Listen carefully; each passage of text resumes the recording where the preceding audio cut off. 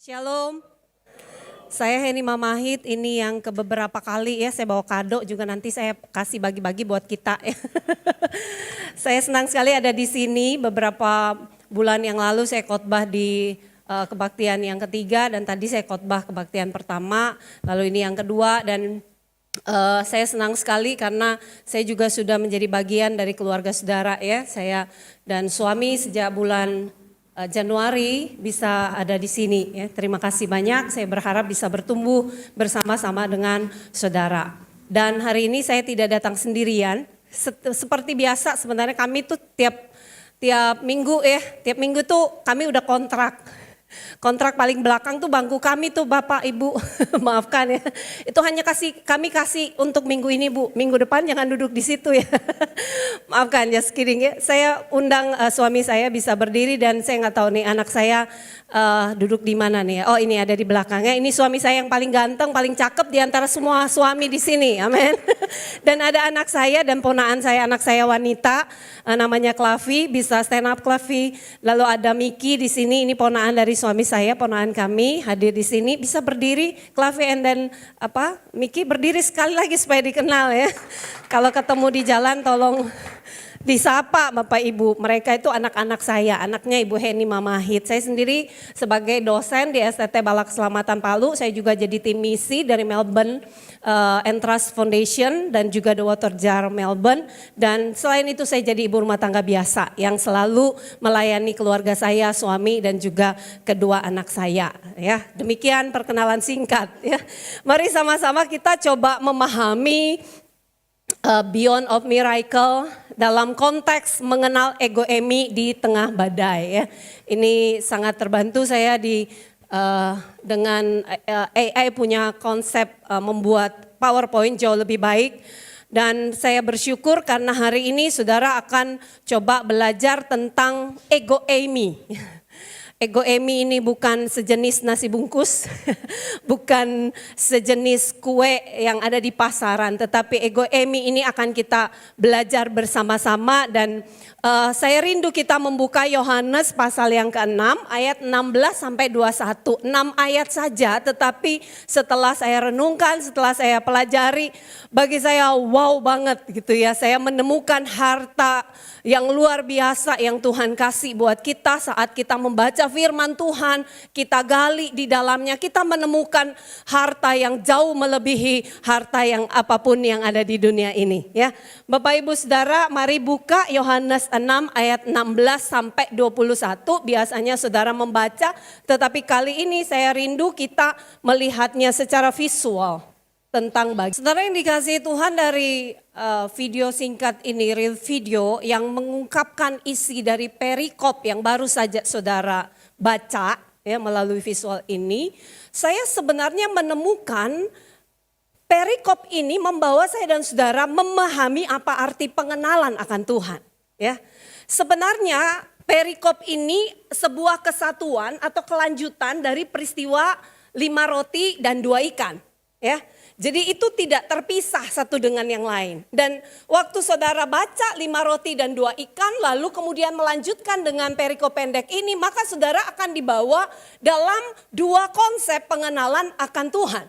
Yang sebenarnya banyak dialami oleh setiap orang, bahkan yang mengaku dekat dengan Tuhan. Yang kemudian menganggap bahwa dirinya sudah memiliki pengenalan yang benar akan Tuhan. Dan bagian ini saudara saya akan bawa mempelajari bagian demi bagian, ayat demi ayat, sehingga saudara punya pemahaman yang utuh tentang perikop ini. Yang pertama saudara, di dalam konteks ayat ini, saudara akan menemukan arah pengenalan akan Tuhan itu yaitu from bottom to top. Jadi dari bawah ke atas, dari saya ke Tuhan. Jadi saya yang berusaha mengenal Tuhan. Saya yang coba menafsirkan siapa Tuhan. Saya dengan sekuat tenaga coba menciptakan Tuhan menurut versi saya. Saudara paham, katakan amin. Dan saudara, waktu saudara lihat teks ini, maka saudara menemukan bagian itu diajarkan kepada saya dan saudara. Saudara yang dikasihi Tuhan, mari kita lihat konteks pada teks yang baru saja kita baca, itu bicara waktu Paskah akan segera tiba. Saudara pikir, kok Yesus belum bangkit sudah Paskah? Aneh begitu ya saudara ya. Maka saudara harus pahami bahwa konteks Paskah di sini bukan bicara tentang kebangkitan Yesus. Saudara paham? Amin.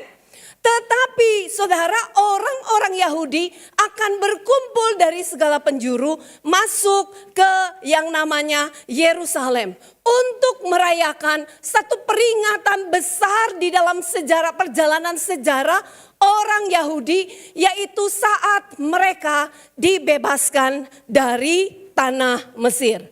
Makanya saudara, ketika teks ini diungkapkan, ada bagian yang dikatakan hari raya Paskah sudah mendekat. Dan menariknya, di akhir dari peristiwa 5 roti dan 2 ikan, dikatakan orang-orang Yahudi justru memaksa Yesus menjadi raja. Apa hubungannya? Ketika mereka lihat ini orang bukan orang biasa, ketika mereka lihat Yesus sanggup melakukan banyak mujizat, ketika mereka lihat ini orang adalah orang yang punya kuasa, makanya mereka bilang, ini orang tepat menjadi Mesias kami. Ini orang tepat menjadi raja kami. Apa hubungannya saudara? Karena saat itu pun orang-orang Yahudi masih menantikan Mesias yang mereka tunggu-tunggu. Mesias yang mereka pikir, Mesias yang mereka setting. Siapa itu? Mesias itu akan membasmi, mengeluarkan mereka dari yang namanya penjajahan orang Romawi yang sedang berkuasa saat itu. Saudara yang dikasihi Tuhan, sehingga begitu melihat Yesus, mereka bilang, oh ini tepat. Secara politik mereka mau menjadikan Yesus sebagai raja. Saudara paham, katakan amin. Saudara yang dikasihi Tuhan, tetapi, perhatikan kata ini ya. Tetapi Yesus tahu, Yesus paham dirinya bukan raja secara politik. Yesus datang bukan untuk membasmi kerajaan Romawi. No, Yesus datang bukan mau mendirikan kerajaan secara politik, kerajaan secara fisik. Kenapa? Karena Yesus datang untuk satu misi, yaitu mendirikan kerajaan secara rohani. Kerajaan di mana Yesus memerintah sebagai raja, dan waktu itu dosa ditanggalkan, dosa diselesaikan, dosa saudara dibasmi, ditaklukkan oleh Yesus sebagai Mesias sejati. Saudara paham, katakan amin. Karena itu Yesus memilih apa saudara? Menyingkir. Yesus memilih ketika dia mau dipaksa jadi orang pertama raja. Bukan main-main itu. Yesus memilih menyingkir karena dia tahu itu bukan misi dari Bapa di surga. Itu bukan misinya datang ke tengah-tengah dunia. Dan bagi saya menarik, kenapa saudara? Kelanjutan dari Yesus menyingkir untuk berdoa. Yesus menyingkir dari kemauan orang-orang Yahudi. Dan dicatat di dalam Matius 14 ayat 22. Justru Yesus juga menyuruh murid-muridnya nyingkir. Saudara, bagi saya ini keindahan. Keindahan firman Tuhan yang harus kita pelajari, harus kita gali. Kenapa saudara? Saya mikir ya, kok Yesus nyuruh menyingkir? Harusnya dia saja suruh, dia yang menyingkir, biar itu murid-murid berhadapan dengan orang-orang Yahudi. Begitu ya. Gak usah ribet-ribet Yesus. Saya pikir kenapa? Kenapa harus disingkirkan ke Kapernaum? Karena ini saudara. Karena murid-murid itu adalah orang-orang yang dekat dengan Yesus. Murid-murid itu adalah orang-orang yang dipanggil oleh Tuhan. Karena murid-murid itu adalah orang-orang yang diberi visi dan misi oleh Tuhan. Nanti akan mengerjakan pekerjaan-pekerjaan besar. Sehingga saudara, penyingkiran menuju ke Kapernaum memiliki satu tujuan. Jangan sampai konsep Yahudi tentang siapa Mesias itu akan dipunya oleh murid-murid. Jangan sampai mereka terpengaruh oleh mindsetnya orang Yahudi bahwa Yesus adalah raja secara politik, Mesias secara politik. Maka mereka harus disingkirkan. Saudara paham? Amin. Ini saya masih ngajar nih saudara, seperti ada di kampus lah ya. Kenapa saudara? Karena apa? Karena Yesus mau ajar kepada para murid-murid, para orang-orang Yahudi. Yesus bukanlah Yesus yang engkau bisa setting. Yesus bukanlah Yesus yang engkau bisa bentuk. Yesus bukanlah Yesus yang bisa engkau buat. Yesus bukanlah Yesus yang bisa engkau planningkan. Karena Yesus punya versi sendiri tentang siapa dirinya. Amin. Saudara, saya pikir sampai di titik ini murid-murid itu enggak. Murid-murid paham, murid-murid tercelikkan. Ternyata enggak. Yesus bawa mereka ke settingan yang kedua. Di settingan yang kedua ini saudara terjadi ayat 18 dikatakan apa? Boleh dibaca Bapak Ibu 23. Hari sudah malam, situasi gelap, laut bergelora karena angin kencang. Dan terakhir dikatakan di situ Yesus belum ada. Di situ Yesus belum hadir secara fisik. Karena saudara apa? Karena mereka disuruh singkirkan ke Kapernaum. Mereka harus melewati satu danau yang ada di cekungan dan mudah sekali terjadi gelombang air pasang. Dan Yesus itu tidak ada di situ. Kalau saudara perhatikan teks dengan baik, maka saudara akan menemukan laut bergelora karena angin kencang, tidak berlangsung hanya satu kali gelombang. Tidak berlangsung hanya 2 kali gelombang. Tetapi frasa ini menunjukkan bahwa apa saudara? Gelombang yang datang sangat dahsyat, sangat besar dan terus menerus terjadi. Kalau saudara ada di posisi ini, angkat tangan. Tolong angkat tangan. Siapa yang takut? Tolong angkat tangan Bapak Ibu. Enggak ada yang takut? Kalau begitu kita berdoa tsunami terjadi lagi gitu ya. Supaya bisa angkat tangan maksudnya, jangan ya. Saya yakin saudara enggak angkat tangan, saudara akan mengatakan begini, saya ketakutan. Saya ketakutan seperti waktu gempa. Ya, kita mengalami yang namanya ketakutan. Tetapi saya mau tanya, apakah mereka murid-murid itu takut atau enggak? Takut ya? Oke, saya mau katakan begini, bagi orang awam, kemungkinan besar bisa dipastikan 100% takut. Pasti takut, tapi ingat background dari murid-murid ini apa saudara? Nelayan. Nelayan itu saudara, menghadapi gelombang pasang itu, mengalami angin sakal, itu udah biasa. Makanan hari-hari belum tentu mereka takut. Dan kalau saudara baca 2 versi dari Matius dan juga dari Yohanes, tidak pernah dikatakan mereka takut karena gelombang. Gak ada saudara, baca baik-baik Alkitabnya. Gak ada, tetapi kapan ketakutan itu muncul? Saat mereka melihat Yesus. Bukankah ini ironi saudara? Ironi, kenapa? Kenapa waktu menghadapi badai enggak takut? Justru takut saat melihat Yesus. Kenapa saudara? Kenapa ketakutan mereka terhadap Yesus itu jauh melebihi ketakutan mereka terhadap badai? Ingat kata melihat Yesus itu ya. Kata melihat Yesus itu bukan gini, saya lihat Pak Henok, lalu kemudian saya lihat suami saya. Saya lihat Pak Henok enggak. Tetapi saya melihat suami saya. Saya memperhatikan dengan serius. Oh, dia pakai kacamata.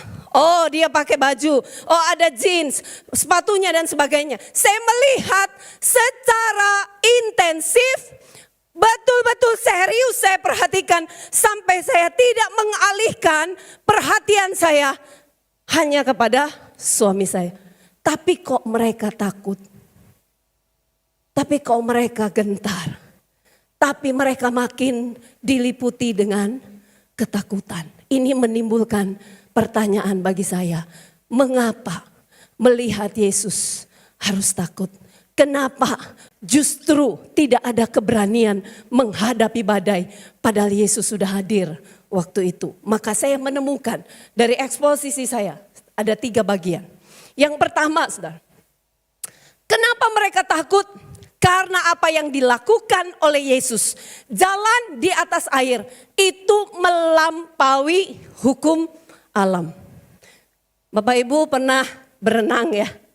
Tapi bagi saya, kecuali di laut mati tuh gak akan tenggelam gitu ya. Tapi kalau normalnya orang kalau jalan di atas air pasti tenggelam. Kenapa? Itu sudah hukumnya, Bu. Maka ketika mereka lihat ada seseorang yang berjalan di atas air, ingat pemahaman mereka belum klop, belum perfect tentang siapa Yesus yang sesungguhnya. Mereka bilang ini kok gak jatuh, maka mereka takut. Yang kedua, kenapa mereka takut? Karena saudara dalam konsep saat itu, sampai sekarang juga begitu, Bu Widi, makanya saya itu tidak jarang naik kapal laut karena bagi saya laut itu lebih menakutkan dari pesawat. Padahal kalau suami saya bilang pesawat jatuh nggak ketemu jenazahnya gitu. Saya bilang iya kalau juga tenggelam nggak ketemu juga jenazahnya kalau dimakan ikan paus gitu ya. Nah saudara dianggap menyeramkan, dianggap apa? Berbahaya, dianggap chaos, sesuatu yang menakutkan sehingga tidak salah saudara. Ketika Matius 14 itu dicatat, justru semakin mereka memperhatikan, semakin mereka tidak bisa menemukan, semakin mereka memperhatikan, semakin mereka tidak bisa kenal, semakin mereka berusaha kenal, mereka hanya menemukan Yesus sebagai hantu. Bisa beri tepuk tangan dulu buat Tuhan ya. Tuhan kasih keindahan yang luar biasa saudara terhadap firman Tuhan ini. Dan yang terakhir, mereka belum benar-benar kenal siapa Yesus. Kalau mereka udah kenal, gak mungkin mereka takut. Kenapa? Karena kata melihat, itu melihat dengan serius. Bukan satu kali lihat, saudara. Terus menerus lihat. Tapi kok ketemu hantu? Karena mereka memaksakan untuk kenal Yesus. Mereka coba memahami Yesus dari apa kataku, dari pengalamanku, dari usahaku. Dan mereka tidak pernah menemukannya. Justru Tuhan Yesus Kristus kebalikan menjadi apa saudara? Hantu. Ini buktinya saudara.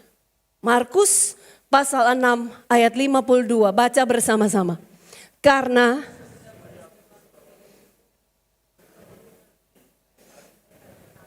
bayangkan saudara, orang-orang yang kenal dianggap dekat dengan Yesus.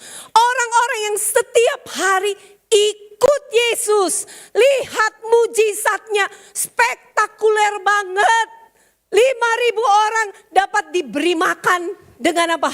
5 roti dan 2 ikan. Tapi Alkitab menyaksikan saat itu pun hati mereka tetap degil. Hati mereka tidak mampu kenal siapa Tuhan.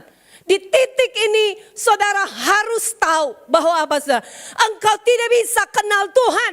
Even banyak mujizat yang Tuhan mau nyatakan pada saudara.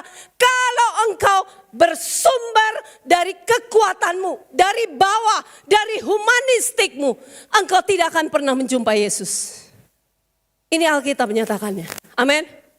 Amin saudara. Sehingga saudara saya mau menyimpulkan, jangan coba-coba mengenal Yesus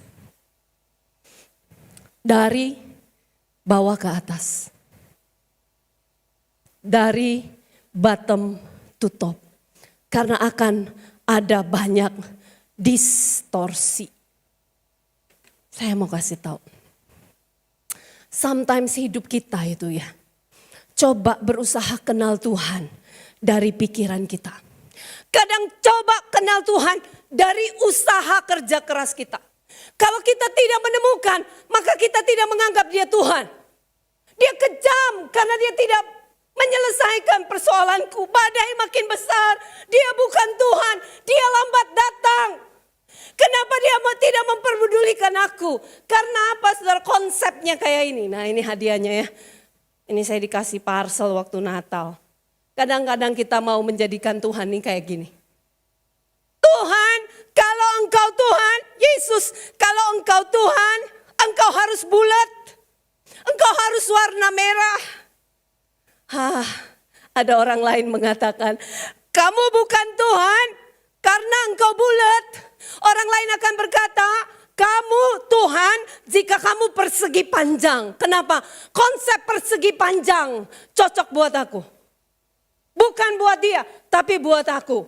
Dan tidak puas begitu saudara. Kita berkata, oh engkau Yesus Tuhan jika bentuknya harus seperti ini. Kita apa saudara? Kenal Tuhan, paksa Tuhan, setting Tuhan, buat Tuhan seperti yang kita kehendaki.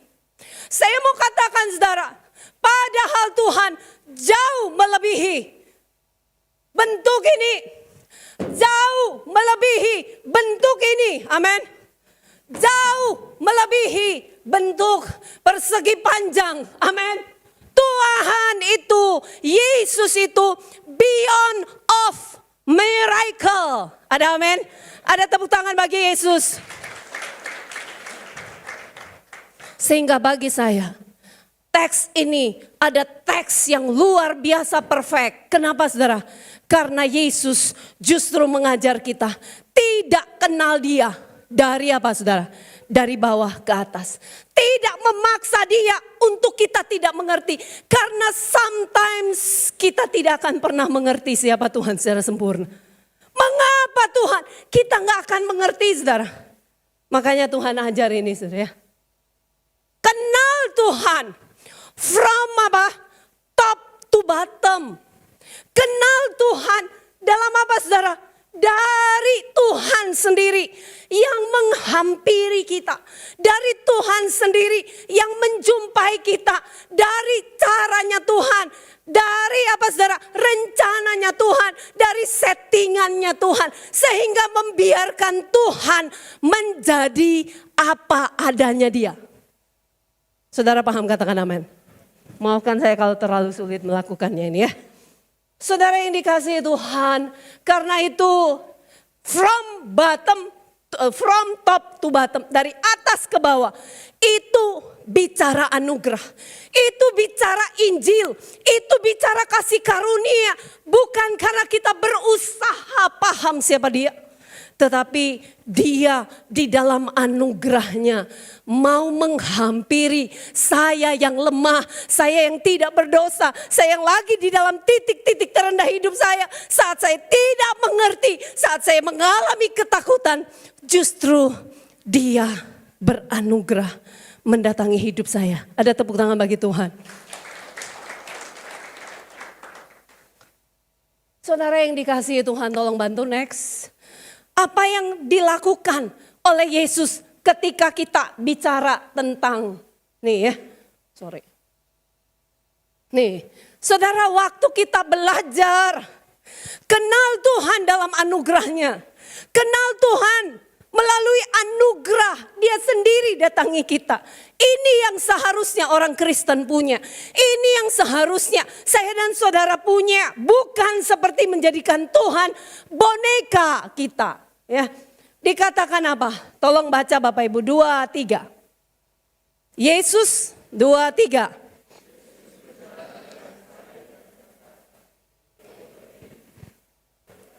Aku ini jangan takut, menpo beiste.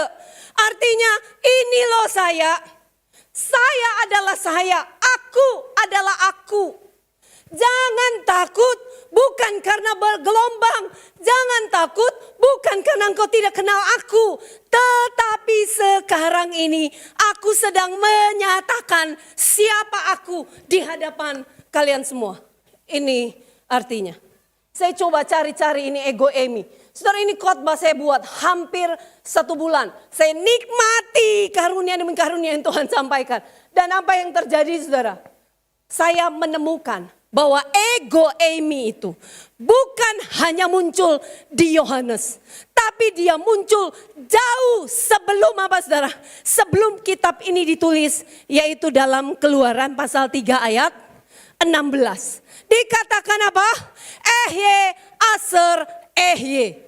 Ini sama bobotnya. Ini sama dengan apa? Ego Emi. Saat Musa itu diutus Tuhan, dia tanya, dia suka banyak sekali alasan. Ya, dia bilang nanti saya nggak bisa ngomong. Nanti begini. Kadang-kadang kayak begini kita disuruh pelayanan suka begitu, saudara. Terus terakhir dia tanya, nanti kalau orang mau tanya, siapa namamu? Siapa namanya? Saya mau bilang apa Tuhan? Saya mau bilang apa? Tuhan bilang apa? Ehye, Aser, Ehye. Aku adalah aku. Lalu muncul setelah sekian lama di Yohanes 6 ayat yang ke-20. Mau menunjukkan apa? Allah di dalam Yesus Kristus. Yesus Kristus itu adalah Allah, bukan hanya saat PL ditulis. Tetapi keseluruhan kitab, dia tetap Allah yang sejati. Ada sebuah terus menerus bahwa dia sungguh-sungguh Allah yang sejati. Dia bukan sekedar bisa membuat 5 roti dan 2 ikan kasih makan 5.000 orang. Dia bukan hanya Allah yang sanggup cukupkan kebutuhan fisikmu, bahkan melepaskanmu dari semua penderitaan. Tapi ego Emi itu bicara ini. Allah menunjukkan eksistensinya. Bagi saya ego Emi itu apa, saudara? Mengenal Allah yang sedang deklarasi. Mengenal Allah yang sedang mengumumkan. Menyatakan siapa dirinya. Dirinya, eksistensinya, keberadaannya adalah Allah. Sehingga dia gak mau jadi raja. Karena itu bukan misinya. Dia adalah Allah yang apa, saudara? Berotoritas. Dia adalah Allah yang apa? Sanggup menaklukkan setiap badai hidup. Termasuk laut yang sangat bergelora. Itu ada di dalam kekuasaannya Tuhan. Di sini saya betul-betul speechless. Saya gak bisa ngomong sama Tuhan. Di tengah malam saat saya menemukan ini. Saya duduk di hadapan Tuhan. Bahkan saya berlutut di hadapan Tuhan. Saya tahu ini adalah anugerah. Tidak mungkin manusia bisa menjumpai Allah. Tidak mungkin saya dan saudara bisa kenal Yesus yang sesungguhnya. Kalau dia tidak menyatakannya bagi kita. Dan malam itu adalah malam yang saya lagi-lagi melihat salib Kristus. Kenapa you dan me, saya dan engkau harus back to cross. Karena di salib itulah dia menyatakan dirinya Allah. Tetapi rela menurunkan serendah-rendahnya. Level manusia itu sudah turun 1 level. Tapi dia turun lagi. Bahkan jadi babu. Jadi budak. Jadi hamba di atas kayu salib. Untuk membawa saya dan saudara. Mengenal dia sebagai Allah. Bukan sebagai Allah ciptaanmu menurut apa yang kau pikirkan benar. Yang paham katakan amin. Saudara yang dikasihi Tuhan, kalau saudara lihat kenapa dia menaklukkan laut. Kalau saudara mundur di kitab Kejadian pasal yang pertama, saudara akan menemukan jawabannya. Kenapa, saudara? Bagi saya, kenapa laut harus takluk? Gelombang-gelombang harus takluk karena dia adalah kreator. Di dalam kitab Kejadian 1 ayat 1, 2, 8 sampai 10 dikatakan dia yang pisahkan. Dia yang pisahkan antara langit dan juga air di bawahnya. Dia yang apa? Melayang-layang. Ketika dunia belum terbentuk, Roh Allah justru beyond of water. Bisa beri tepuk tangan buat Tuhan. Wow, amazing banget saudara ya. Dan waktu kita melihat ego Emi itu, kita menemukan di dalam konteks Yohanes yang sedang saudara bahas. 7 kali Yesus menyatakan, ini aku, jangan takut. Yesus bilang, akulah roti hidup, akulah pintu, akulah kebangkitan hidup, akulah pokok anggur yang benar. Lalu, akulah terang dunia, akulah gembala yang baik, akulah jalan kebenaran dan hidup. Saudara yang menarik, ketika bicara pernyataan ego Emi, kita dapat baca Yohanes 8 ayat 58. Dia bilang sama orang Yahudi yang coba berhadapan dengan dia dan bertanya. Dia bilang, sebelum Abraham lahir, aku ada. Bagi saya luar biasa. Kenapa? Respon orang Yahudi mau lempar dia. Kenapa? Karena dia sedang mendeklarasikan ego Eminya. Mereka tidak percaya, degil hati. Kenapa? Yesus sedang mendeklarasikan, saya adalah Allah. Wow, luar biasa. Dari refleksi singkat pengajaran ini, sebenarnya Yesus sedang mengajarkan murid-murid itu melalui pengalaman yang sangat real tentang siapa Tuhan yang sesungguhnya. Siapa Yesus melalui apa saudara? Pengalaman pribadi. Saudara mana kuat? Perkataan apa pengalaman? Pasti pengalaman ya Bu ya. Betul sekali. Yesus bawa mereka mengalami. Tapi di dalam pengenalan, di dalam pengalaman itu, Yesus beranugerah supaya apa? Mereka nggak salah kenal. Mereka nggak salah kenal, saudara.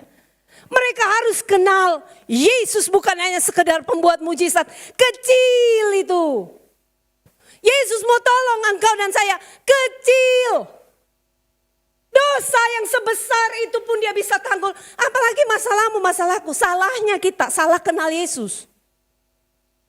Salah kenal Yesus. Biarkan Yesus itu beranugerah supaya kita bisa kenal dia. Saudara yang dikasihi Tuhan, ada 3 bagian yang sebenarnya harus menjadi perenungan kita. Yang pertama, kalau dia itu Tuhan, kalau Yesus itu Tuhan, engkau harus apa saudara? Jumpa dia, bertemu dengan dia, menyatu dengan dia. Ketika dia memberi anugerah, engkau harus responi anugerah itu, saudara. Mereka menaikkan dia, apa saudara? Ke dalam perahu. Mereka diubah konsepnya. Mereka tidak lagi lihat itu sebagai hantu, tapi sebagai Yesus yang adalah Allah. Naikkan ke perahu. Karena mereka tahu, dia adalah Allah yang sejati. Ketemu Yesus, encountering dengan Yesus akan melahirkan apa saudara? Pernyataan iman yang sejati. Bahwa apa saudara? Bahwa engkau sesungguhnya engkau adalah anak Allah. Ini pernyataannya siapa saudara? Murid-murid kan? Mereka tidak lagi melihat Yesus hantu. Tapi mereka sujud. Mereka sembah. Dan mereka menyatakan iman. Yesus engkau sesungguhnya the Messiah, anak Allah yang hidup. Sampai di sini saya menemukan satu harta lagi yang Tuhan kasih. Kenapa saudara? Karena sebenarnya seluruh kitab Yohanes itu tujuannya satu. Setiap pembaca, setiap orang yang mengalami mujizat Yesus harus sampai pada tujuan. Satu-satunya tujuan mengapa Yohanes ada, kitab Yohanes ada, supaya kamu percaya bahwa Yesus adalah Mesias, anak Allah. Beri tepuk tangan dong buat Tuhan. Itu koneksinya, saudara. Koneksi dari sebuah peristiwa. Angin ribut, berjalan di atas air Yesusnya. Membawa kita dan membawa saya dan saudara. Harus tanyakan, hari ini harus tanyakan. Udah ketemu Yesus yang sejati enggak? Sudah Yesus yang sejati enggak? Atau Yesus yang sedang engkau buat? Yesus yang sedang engkau ciptakan? Yesus yang sedang engkau setting? Yang rencanakan? No, ketemu dia sebagai Allah yang sejati. Allah yang berotoritas, Allah yang berdaulat penuh, ketemu dia dan di salib itulah kedaulatan Allah yang tertinggi dinyatakan. Sehingga dia bilang apa saudara? Tetelestai, dia menyelesaikan misi agungnya karena dia Allah, sepenuhnya Allah, bukan setengah Allah, apalagi Allah buatan boneka orang Yahudi. Yang kedua, ketika engkau dan saya mengenal peristiwa ini, belajar untuk apa? Tunduk sepenuhnya di hadapan Yesus, Allah sejati itu. Tunduk, mereka apa saudara? Proskoneo. Nih, mereka apa? Sujud sembah. Melepaskan semua hak. Makanya saya tadi nyanyi ya. Melepaskan semua hakku untuk apa? Untuk kenal Tuhan apa kehendakmu. Ketika engkau belum dapat apa yang kau inginkan di tengah-tengah penderitaan dan masalah hidup, jangan ngotot ubah Tuhan. Tapi minta Tuhan berikan penundukan hati. Tunduk proskoneo. Tiarap sama Tuhan. Sekalipun tidak ada jawaban yang kau inginkan. Tetapi kau berkata, walaupun I cannot understand. But I obedience. Taat tanpa tanya. Taat tanpa tanya. Karena setiap pertanyaan seringkali membawa saudara. Menjadikan Yesus sebagai Allah bonekamu. Tidak semua orang bisa memahami. Kenapa Allah berbuat demikian. Tetapi setiap orang bisa menundukkan hidupnya. Untuk apa? Untuk percaya. Yesus adalah Mesaya. Yesus adalah anak Allah. Seringkali hidup kita, saya sebagai dosen. Ini salah satu tugas mahasiswa ini kumpul. Kadang-kadang kita bawa hidup kita untuk kenal Yesus. Bawa proposal sama Tuhan. Bawa proposal, Tuhan harus begini ya. Saya tulis semua permintaanku. Tuhan engkau harus begini ya. Penuhi semua yang saya lakukan. Tapi Yesus berkata, no, I beyond of your proposal. I beyond of your proposal. Maka penundukan diri akan membawa kita datang menghampiri Yesus dengan kertas kosong. Datang menghampiri Yesus dengan kertas kosong dan berkata, Tuhan, saya butuh anugerah-Mu. Tuhan silakan tulis karena saya yakin engkau pengendali. Engkau tidak pernah salah sekalipun harus berjalan dalam lembah kekelaman, lembah bayang-bayang maut. Saya tetap menyerahkan kertas kosong. Silakan Tuhan. Tuhan tulis kehendak-Mu sebab engkau Allah. Saya menundukkan hati di hadapan Tuhan. Saya menundukkan hati dan berkata, sorry God. Saya terlalu memaksa Tuhan untuk ikut apa yang saya inginkan. Sehingga saya salah memahami dan mengenal Dia. Saya berkata, Tuhan, saya di sini. Saya bawa kertas kosong ini sama Tuhan. Silakan tulis Tuhan. Karena tulisan-Mu itu adalah kebenaran buat hidupku.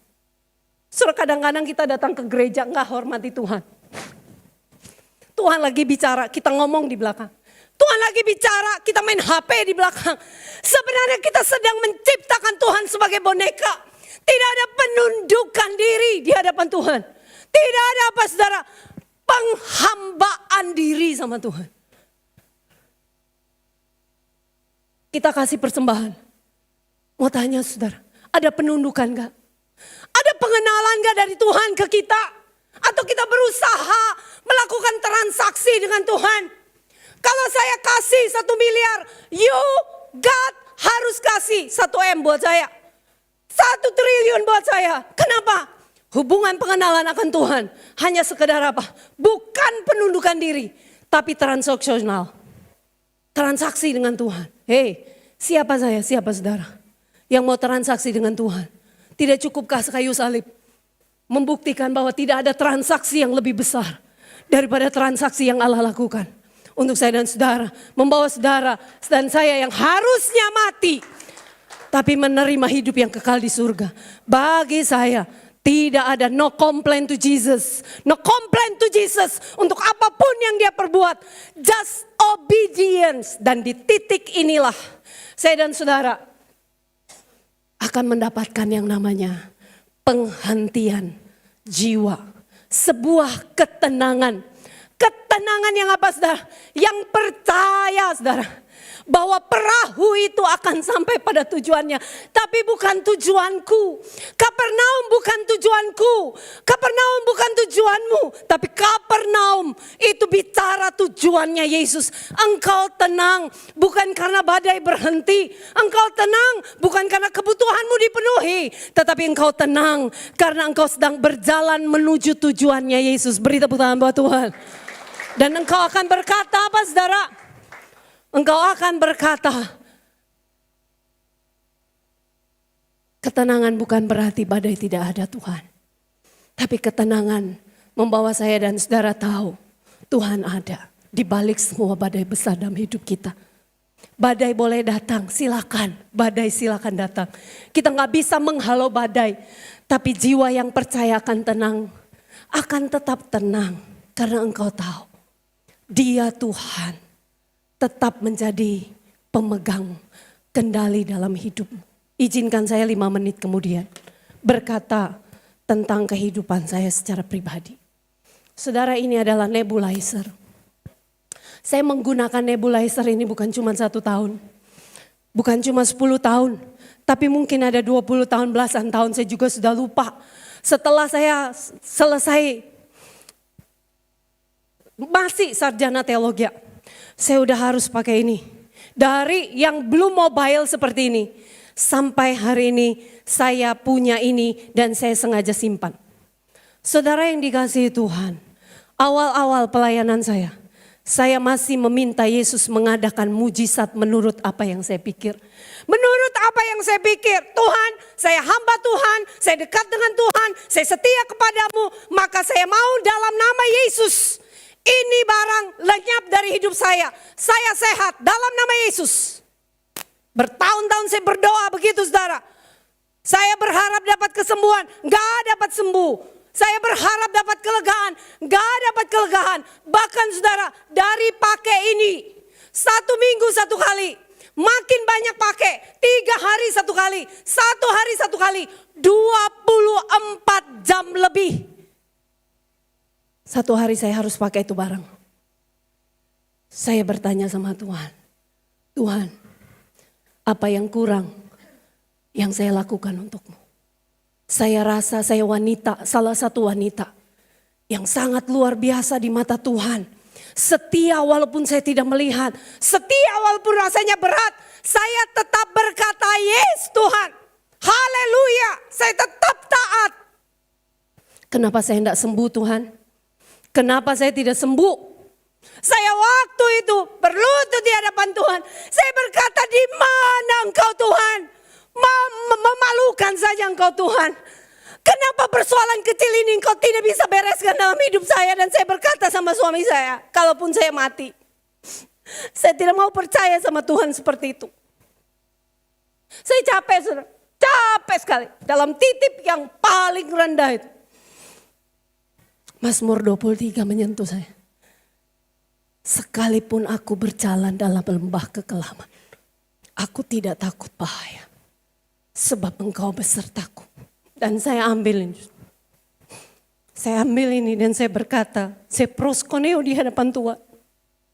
Saya bilang, Tuhan, sorry, saya salah.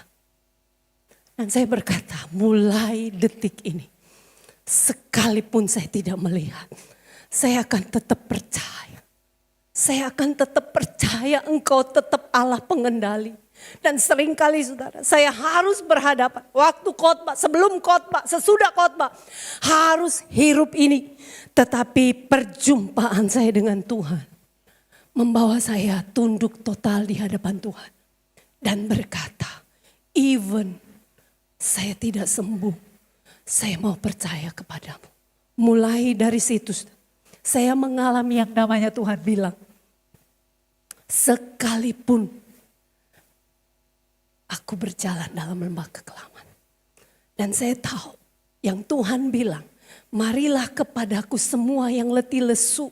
Belum tentu Tuhan akan melenyapkan semua letih lesumu.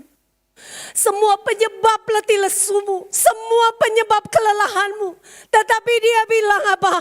Aku akan memberikan kelegaan kepadamu. Dan hari itu saya tahu, kalaupun saya mati, saya tetap bersama-sama dengan dia. Karena saya percaya dia true Messiah. Dia Allah yang telah menyelamatkan saya dari dosa. Dia siap menjemput saya. Sehingga saat COVID, badan saya harus turun 9 kilo.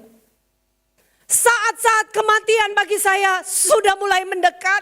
Saya tidak minta mujizat kesembuhan. Saya minta satu hal. Tuhan, berikan saya satu iman sebesar biji sesawi.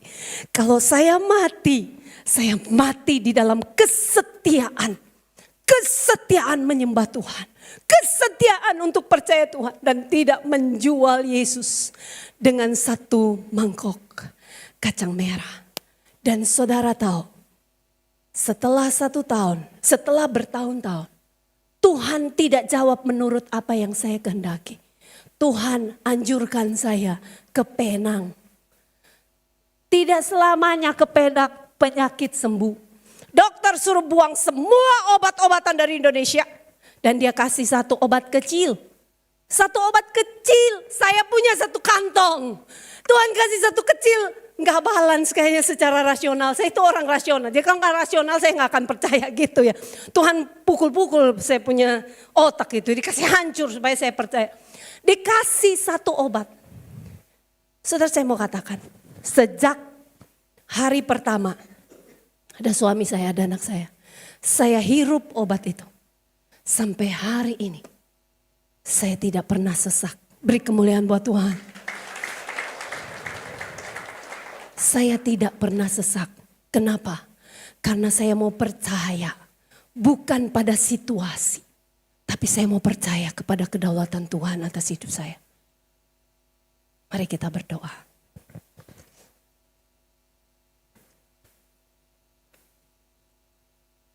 Tenang di hadapan Tuhan. Apa yang terbesar hari ini engkau punya? Apa yang terbesar hari ini yang kau alami? Yang kau rasanya mau give up dan bertanya, Tuhan betulkah engkau Tuhan? Tuhan kenapa harus seperti ini? Tuhan di manakah engkau? Tuhan engkau kejam karena engkau terlambat datang. Tapi ingat, di saat badai menerpa, Tuhan tetap Tuhan. Tidak berubah sedikit pun. Kadang dia tidak melenyapkan badai itu untuk membawa saya dan saudara justru berjumpa dia di tengah badai. Mengenal ego Amy di tengah-tengah jawaban yang tidak sesuai dengan apa yang kita inginkan. Tenang di hadapan Tuhan dan berkata, I'm here Lord, I'm here Lord. Nyatakan your grace. Nyatakan anugerah-Mu Tuhan. Nyatakan anugerah-Mu Tuhan. Bahwa hidupku kenal Engkau Tuhan. Bahwa hidupku berjumpa dengan Engkau Tuhan. Bahwa hidupku tunduk sepenuhnya Tuhan. Haleluya. Haleluya. Berikan ketenangan iman bagi kami. Mari bersama-sama berdiri saudara. Tetap menyembah Tuhan. Tunduk di hati hati Tuhan. Duduk di hatinya, rasakan dia sedang menyatakan dirinya untuk dikenal. Mungkin selama ini kau mengenal dia dari apa katamu dan apa kata orang. Tetapi seperti Ayub, katakan Tuhan, aku mengenal Engkau dari penyataan-Mu bagiku. Haleluya. Mari sembah dia, mari agungkan dia. Haleluya. Yesus Mesias, Yesus Allah sejati. Di tengah badai sekalipun Tuhan, kami tetap percaya kepadamu. Di saat badai bergelora, ku akan tenang bersamamu. Yes Jesus, Bapa Kau Raja atas semesta. Kami tenang bersamamu. Lagi saudara, dengan iman, mari angkat tanganmu, kedua tanganmu, nyatakan di saat badai bergelora,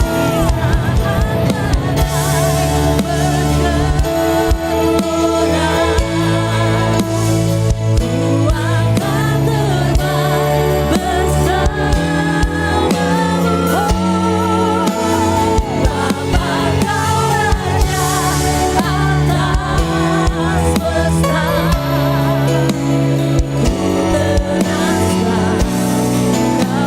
Lagi saudara, dengan iman, nyatakan bahwa bersama sama Tuhan. Jesus, thank you Jesus.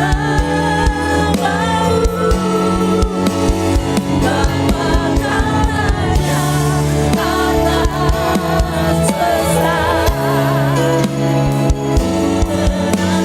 Jemaat saja, di saat badai, jemaat dengan iman. Di saat badai, oh yes Jesus, bahwa kami takluk sepenuhnya.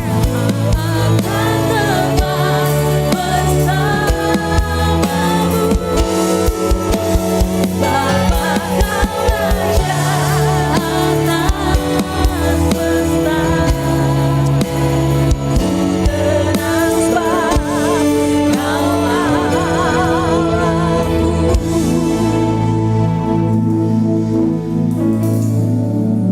Haleluya. You are my God. You are truly God. Haleluya. Bahwa kami jumpa Engkau siang hari ini, bahwa kami tunduk di hadapan-Mu, and then say, jadilah kehendak-Mu dalam hidup kami. Bahwa kami Tuhan, ku tenang sebab Kau nyatakan dengan iman, ku tenang sebab, ku tenang sebab. Lagi saudara, cari ketenangan di dalam Dia. Ku tenang sebab Kau Allahku. Bersorak-sorak bagi Tuhan.